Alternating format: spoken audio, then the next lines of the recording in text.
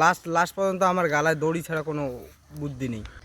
এখন আমার এমন পরিস্থিতি, আমাকে মরে যাওয়া ছাড়া আর কোনো বুদ্ধি নেই। লাগাতার বৃষ্টির জেরে এখনও বিঘার পর বিঘা জমির আলু জলের তলায়।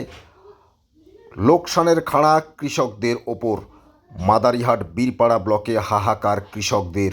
লক্ষ লক্ষ টাকা ঋণ নিয়ে আলু চাষ করেছিলেন তারা, কিন্তু লাভ তো দূরের কথা, এখন ঋণ শোধ করা নিয়েই দুশ্চিন্তা তাদের। আমি 12 বিঘা আলু করছি চাষ। 12 বিঘার মধ্যে 8 বিঘা আলুয়ে জলের মধ্যে তোলায় আছে। ওগুলো যে তোলারও পরিস্থিতি নাই।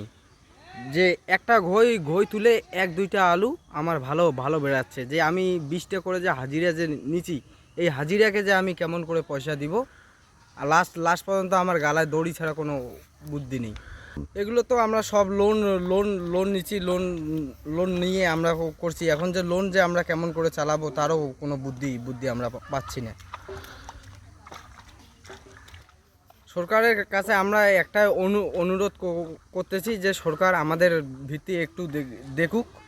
আমরা যে কয় প্যাকেট আমাদের আলু আছে, ওই আলুটা সরকার ন্যায্য দাম দিয়ে কিনে নেব।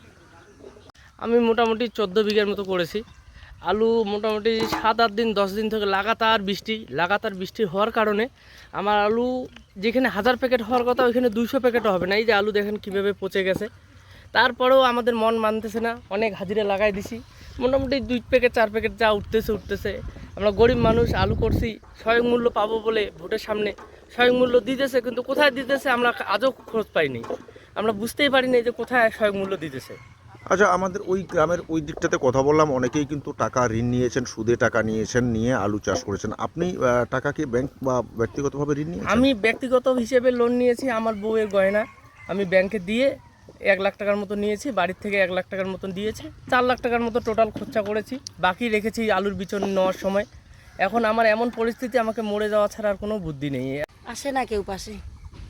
আমাদের তো মনে করো যে জিনিস সোনা দানা সব বিক্রি করে দিয়ে মনে করো আমরা কৃষকে নামছি। তো এখন যদি আমাদের ওইটাই না উঠে, যে কোনো পার্টিই হোক আমাদের পাশে তো দাঁড়াবে, কিন্তু যদি না আসে তাহলে তো ভোটের সময় আমরা নিজের ব্যবস্থা আমরা নিজেই করব।